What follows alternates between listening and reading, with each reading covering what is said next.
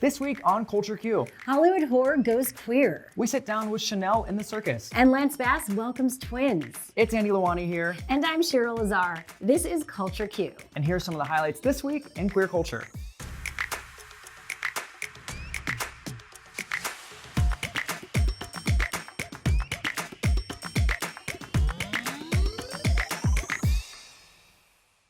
This weekend, we welcomed two new gay icons, a voguing daddy longleg and an openly gay Oompa Loompa. Saturday Night Live's breakout star Bowen Yang was out here doing it for the gays this weekend in laugh out loud sketches featuring queer characters. Yang, who was promoted on SNL's main cast this season, lit up the stage on Weekend Update, where he was introduced as a proud gay Oompa Loompa, which came as some surprise to him. How did you just introduce me? As a proud gay Oompa Loompa. Oh my God. Oh my God, I'm sorry, is that not correct? No, it's correct. You just outed me on national television. His character's statement about Timothée Chalamet's leaked picture as Twink Willy Wonka is then hilariously derailed by worries of how his parents will take the news. They live in Loompa Land. It's not as progressive as here. They just got Will and Grace.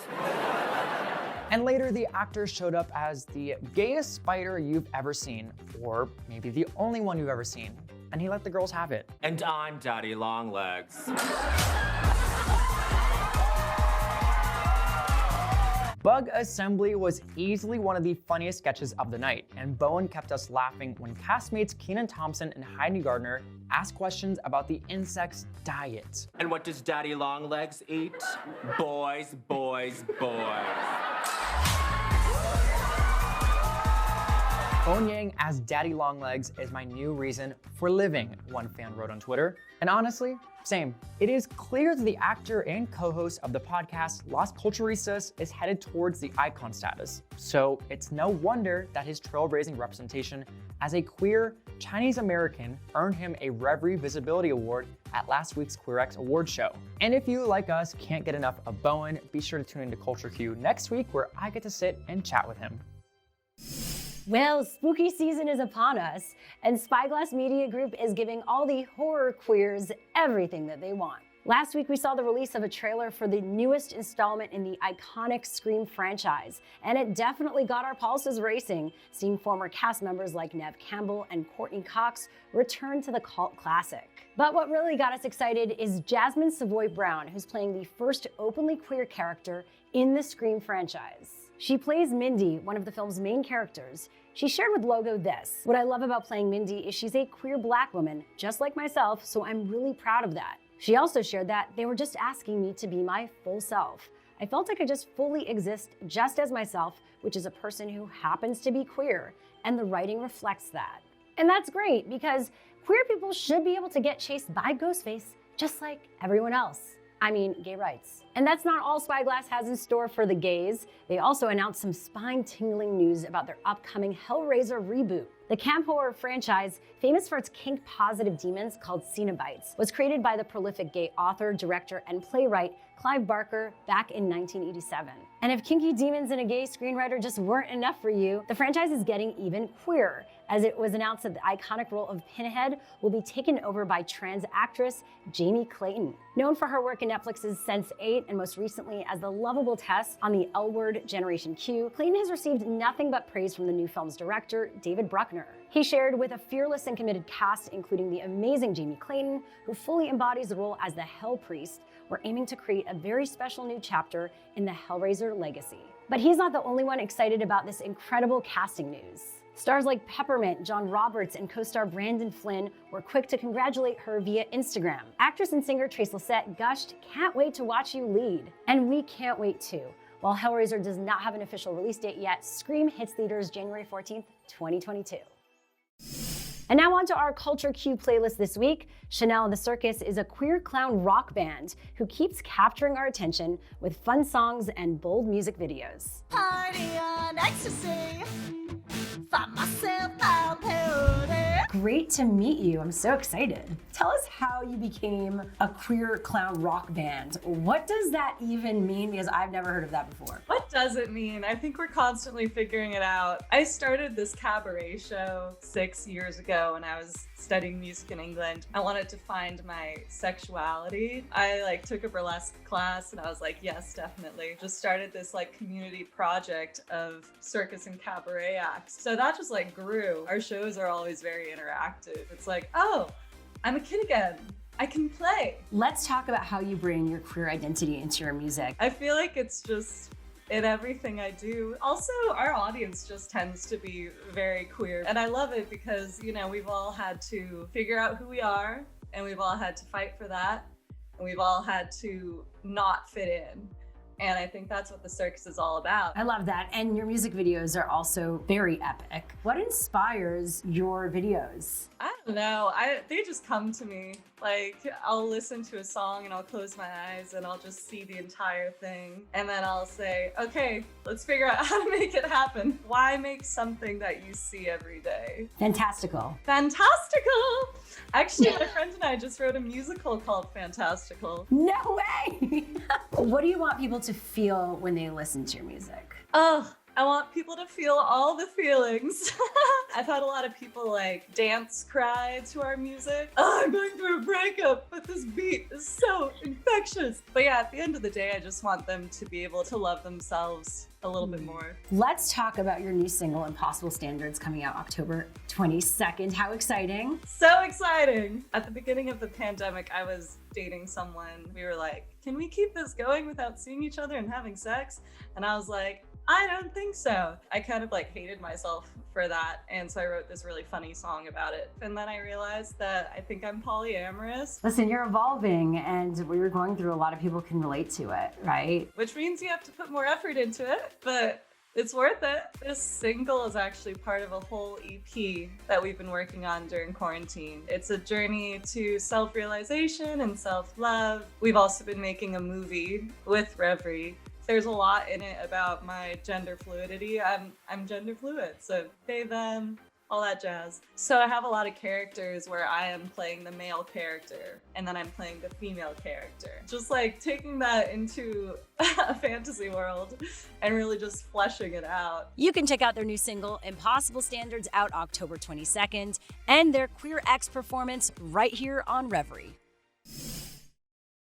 Texas continues to disappoint us with another anti-trans bill becoming even closer to law. Last Thursday, the Texas House of Representatives passed a controversial bill that would ban trans children from participating in organized sports on teams that correspond to their gender identity. Texas has been so determined to discriminate against trans youth that this current bill is just one of over 50 that have been introduced since January of this year. And let me repeat that.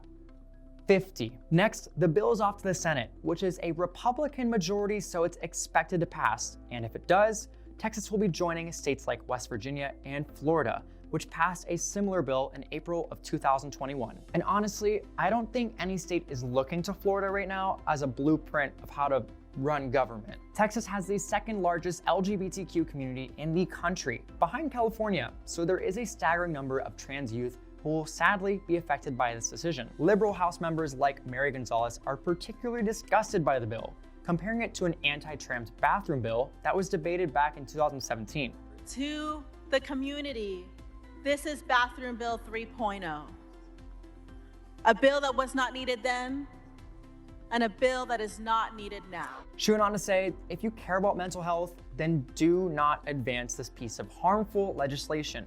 We actually know that this is a non-issue, that there is no issue with transgender and intersex students playing sports. Unfortunately, her pleas didn't get through the majority of the House, but for many, the fight isn't over yet. A strategist for the American Civil Liberties Union of Texas, Audrey Perez, told the Texas Tribune that Texans will hold lawmakers accountable for their cruelty. And the Human Rights Campaign tweeted, instead of protecting trans kids, Texas lawmakers have chosen to exclude them. We will not stop fighting for trans kids. Now, although we won't know the outcome for the Senate for quite some time, we hope lawmakers will do what's right and protect our trans kids. Now, off to Shira in sports.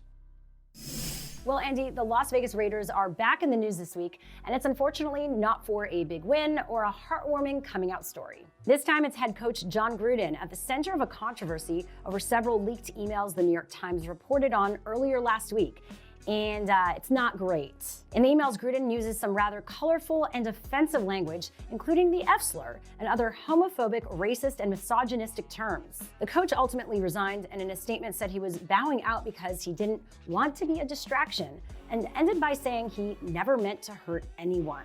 Which, if you don't want to hurt people, you might not want to use hate speech, privately or publicly, period. Now, the Las Vegas Raiders is the team Carl Nassib calls home, and as the only openly gay man in the NFL, I'm sure this latest news had to hurt. Just earlier this month, Nassib was interviewed on the Comeback Stories podcast, revealing how hard of a decision it was to come out. When I decided to come out, it was not easy. I personally, for my life, I didn't want to do it.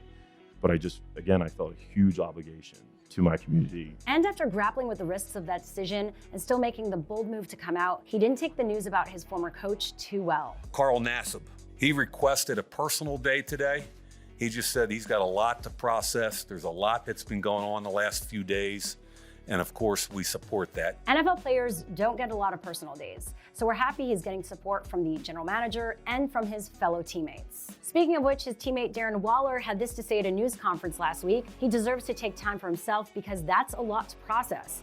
I respect him wanting to take his space and be able to come back clear-headed. One silver lining from all of this is that it has inspired a larger, much-needed conversation across the NFL. Head coach of the Los Angeles Chargers, Brandon Staley, is using this moment to shine a light on the fact that there are many more who welcome inclusion in the league than not.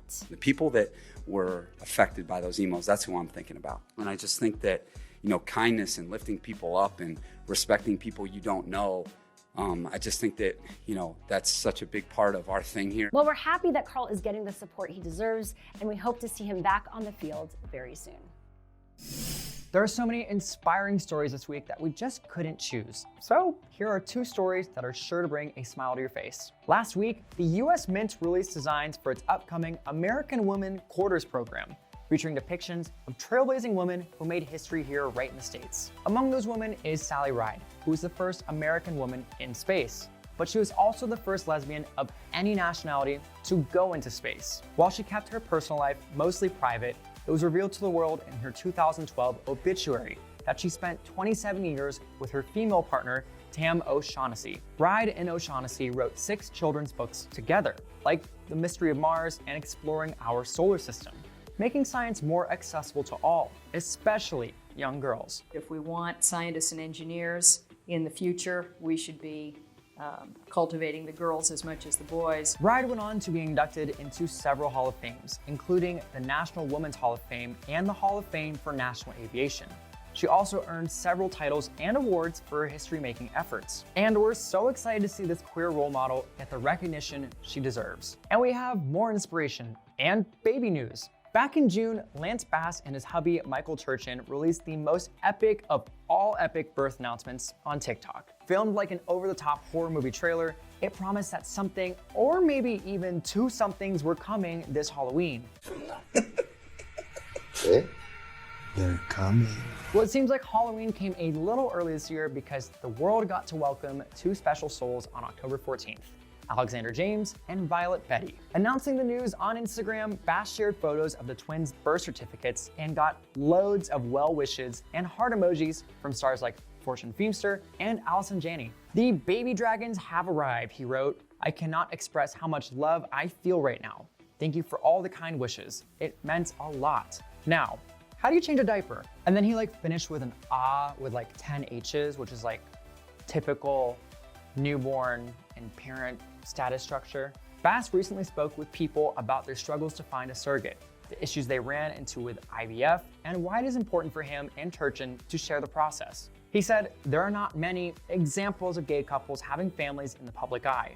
We wanted gay couples to be able to relate to us and say, oh my gosh, we're going through that too. And of course, congratulations to the happy couple, wishing them nothing but the best. I know, and those babies are adorable. And now we have baby fever, but that's it for this week's show. Annie Lalwani here, signing off. And I'm Shira Lazar. Thank you again for hanging out with us this week. And be sure to join us every Thursday at 8 p.m. Eastern, live and on demand, only on Revry.